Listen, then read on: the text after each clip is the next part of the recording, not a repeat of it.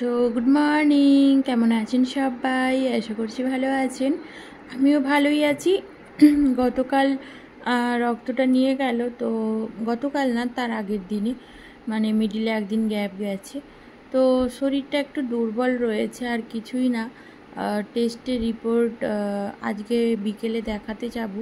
তো হিমোগ্লোবিনটা কম আছে, আর ভিটামিন D3টার কমের জন্য আমার ওই জয়েন্টে যে পেন, মানে ব্যথাগুলো হয়, তার জন্যই ওই ব্যথাগুলো হয়। তো দেখাতে যাব আজকে সন্ধ্যেতে, রিপোর্ট নিয়েই যাব। আর ওখানে এক্সরের রিপোর্টটা ওখান থেকে নেব, যেহেতু ওখানে এক্সরেটা করেছি। তো আজকে একটু তাড়াতাড়ি রান্নাবান্না বসিয়ে দিয়েছি। আর আজকে না আমাকে আর সবজিগুলো কাটতে হয়নি, শুধু এই আলুটাই যে আমি কেটেছি। হাজব্যান্ড আজকে তো 1 মে, তো ছুটিও রয়েছে। যদিও ওর ছুটি সেইভাবে কিছুই নেই, কিন্তু ওই যাই হোক, একটু মিডিলে ফ্রি পেয়েছিল, তো মিডিলেই টিফিন করতে এসে আমাকে বললো, দাও একটু হাতে টাইম আছে, আমি সবজিগুলো কেটে দিই। ওই যে দেখছে তো আমার শরীরটা খুব উইক রয়েছে, তো যার জন্য সবজিটাকে কেটে দিয়ে গেল, যার জন্য আমার অনেকটা হেল্পও হয়েছে। আর আমি তাড়াতাড়ি করে এদিকে রান্নাটাও বসিয়ে দিয়েছি। আর দুদিকেই কড়াইটা বসিয়ে দেবো, কেন তাড়াতাড়ি রান্না হয়ে গেলে আমিও ফ্রি হতে পারবো। তো একটা রান্না আমার অলরেডি হয়েই গেছে। নিম বেগুন করেছি, প্রচণ্ড গরম তো এখন ওই একটু তেতো আর একটু টক এই জাতীয় জিনিস দিয়েই ভাত খেতে ভালো লাগে। এখন আর ওই ঝাল মাছ মাংস এগুলো একদম আর ভালো লাগে না। তো যাই হোক, এখন ওই 12টা 15 মতো বাজে, ওইদিকে তো রান্নাবান্না করছি, তার সঙ্গে সঙ্গে এই সাইডের কিছু কাজ সেগুলোও করছি। কেন ওই শুধু রান্না নিয়ে তো থাকলে হবে না। আর যেহেতু সবজিটা হাজব্যান্ড কেটে দিয়ে গেছে, সেহেতু সবজি কাটার আর চাপটা নেই যে একটা তরকারি তুলে দিয়ে আরেকটা তরকারির জন্য সবজিটা কাটবো, এরম আর কোনো চাপ নেই। তো একসঙ্গে সবজি যেহেতু কাটা ছিল, দুটো মশলা তাড়াতাড়ি করে এদিকে তো নিম বেগুনটা হয়েই গেছে, আর এইদিকে আমি মাছের ঝোলটাও বসিয়ে দিয়েছি। আর এইদিকে এই যে একটু বিনস আলু দিয়ে একটু তরকারি করব, তার জন্য মশলাটা হয়ে গেছে। একদম লাইট তেল দিয়েই করছি, দেখতেই পাচ্ছেন কড়াইতে লেগে লেগে যাচ্ছিল রীতিমতো। আর এইদিকে এই যে জামা কাপড়গুলো ধোয়া হয়ে গেছে, ওগুলোকে এখন একটু মিলে দেব। আর কিছু টুকটাক কাজ আছে, সেগুলো করলে আমার কাজ কমপ্লিট হয়ে যাবে। এই যে টেবিলটা একটু নোংরা হয়ে আছে, ওটাকে মুছবো, কিন্তু কাজ হয়ে গেলে আজকে হবে না, জানেন তো। প্রায় মাসখানেক হয়েই গেল টেবিল না, সরি, ফ্রিজের আউট পোর্শনটা একটু পরিষ্কার করব আর করাই হচ্ছে না। কবের থেকেই ভাবছি করব। এমনি কাপড় দিয়ে মুছে দেওয়া হয়, জল দিয়ে এমনি ভেজা কাপড় দিয়ে মুছে দেওয়া হয়, কিন্তু ওই একটু সাবান দিয়ে, এটা একটু সিলভার কালার তো, একটু সাবান দিয়ে ঘষে দিলে না খুব চকচক করে।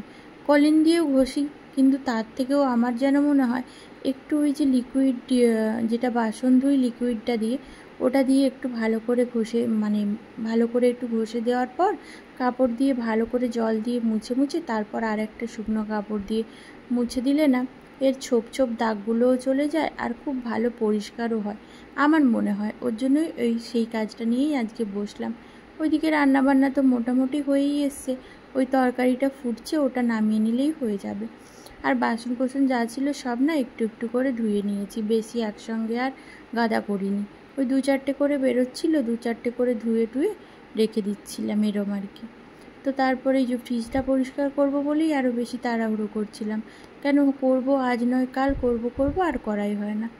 তো এই যে ফ্রিজটাকেও বেশ সামনেটা মুছে নিয়েছি খুব সুন্দর করে, এবারে সাইডগুলোকে করব। আর ওই হাজব্যান্ড বললো যে আজই ছুটি আছে, এই মাইক্রো ওভেন আর ফ্রিজের সাইডে না ওই নেট মতো দুটো থাকে, ওগুলোকে ওই স্ক্রুড্রাইভার দিয়ে খুলে ভেতর থেকে আর কি যত নোংরা থাকে সেগুলোকে বের করানো যায়, কিন্তু আজকে মনে হয় না আর হবে। তো এই যে দেখুন কত সুন্দর পরিষ্কার হয়ে গেছে, একটু কিন্তু দাগ নেই, আবার সেই নতুনের মতোই হয়ে গেছে। যদিও ওই ফ্রিজটা বেশি দিনের না, তো যাই হোক চলুন পরে ফিরে আসছি। তো গুড আফটারনুন, ব্যাক করলাম একদম। একটু স্নান তো সকালে করেই নিই, কিন্তু এই যে রান্নাবান্না করার পর যতই গরম জল হোক না কেন, একটু গায়ের মধ্যে জলটা নিয়ে নিলেই তাও একটু ফ্রেশ লাগে। একদম ঘাম গায়ে তো থাকতে ইচ্ছে করে না। তো যাই হোক, একদম একটু ফ্রেশ হয়ে এলাম। এখন মেয়েকে খাওয়াবো, আর তারপর হাজব্যান্ড এলে আমরা দুজন খাবো। তো মেয়েকে খাওয়াতেই যতটা টাইম লাগবে, ওকে খাওয়ানোটা হচ্ছে বড় একটা ঝামেলার কাজ। 1 ঘন্টা তো লাগবেই বসে বসে মুখে। আর তার মধ্যে এখন ওই একটা দাঁত নড়ছে, কবে যে দাঁতটা ভাঙবে ওটার জন্য না, যেখানে ওই 20-25 মিনিট লাগতো সেখানটা পুরো 1 ঘন্টাই হয়ে গেছে। তো ফাইনালি আপনাদের রান্নাগুলো একটু দেখিয়ে দিই। এই যে নিম বেগুনটা না দারুণ হয়েছে। আমি না আগে নিম বেগুন খেতাম না, লাস্ট একদিন করেছিলাম, ওই দিন খেয়ে এত ভালো লেগেছিল, তারপর থেকে নিম বেগুনটা করি আর খাইও।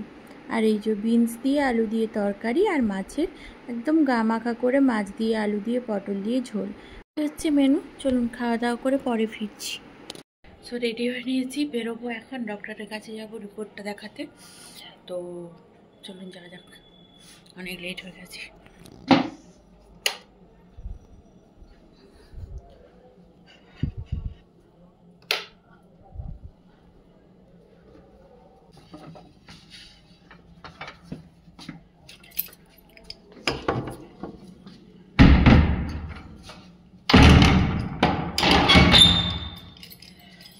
চলুন, অনেক লেট হয়ে গেছে। হাজব্যান্ড নিচের থেকে ডাকাডাকি শুরু করে দিয়েছে, তো অনেকটাই লেট হয়ে গেছে। অ্যাকচুয়ালি 7টাতেই যেতে বলেছে, আর আমি বাড়ি থেকেই বেরোচ্ছি 7টার সময়।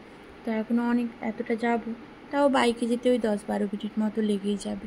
তো এই যে বেরিয়ে পড়েছি। আর আজকে যেহেতু 1 মে, অফিস বন্ধও রয়েছে, তো ওর জন্যই পুরো ফাঁকা দেখুন। আর আমাদের এই জায়গাটা ফাঁকা থাকলে না সত্যি একটু মনে হয় চারদিকটা ঘুরে দেখি, এত সুন্দর পরিষ্কার জায়গা, সে আর কি বলবো।